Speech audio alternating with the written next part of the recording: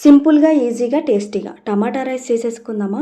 అయితే ఎలా చేయాలో చూసేద్దాం రండి. మిక్సీ జార్ తీసుకొని సన్నగా తరిగిన టమాటా ముక్కలు అందులో వేసేసుకొని 4-5 వెల్లుల్లి రెబ్బలు, చిన్న ముక్క అల్లం ముక్క వేసేసుకొని 1 టేబుల్ స్పూన్ పంచదార, 1 టేబుల్ స్పూన్ ఉప్పు వేసేసుకొని మెత్తగా గ్రైండ్ చేసేసుకొని, పంచదార వేయటం వల్ల కలర్ బాగుంటుంది, టేస్ట్ కూడా చాలా బాగుంటుంది. పక్కన స్టవ్ వెలిగించి బాండీ పెట్టి ఆయిల్ వేసుకొని ఆయిల్ వేడెక్కిన తర్వాత బిర్యానీ ఆకు, లవంగాలు, దాల్చిన చెక్క, యాలుక్కాయలు వేసుకొని దోరగా వేయించేసుకోవాలి. తరిగిన ఉల్లిపాయలు, పచ్చిమిర్చి వేసేసుకొని దోరగా వేయించేసుకోవాలి. ఉల్లిపాయలు వేగిన తర్వాత అల్లం వెల్లుల్లి పేస్ట్ పచ్చివాసన పోయేంత వరకు వేగనిచ్చేసుకోవాలండి.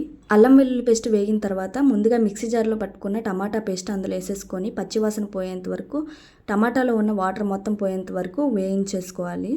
నూనె మొత్తం పైకి వచ్చేసేయాలి. కొంచెం పసుపు, 1 టేబుల్ స్పూన్ కారం, సాల్ట్ వేసేసుకొని బాగా కలిపేసుకోవాలి. ఉడికించిన అన్నం అందులో వేసేసుకొని కలుపుకున్న తర్వాత బిర్యానీ మసాలా వేసేసుకొని కరివేపాకు, కొత్తిమీర వేసేసుకొని దించేసుకోవాలి. టమాటా రైస్లో పెరుగు చట్నీ బాగుంటుంది.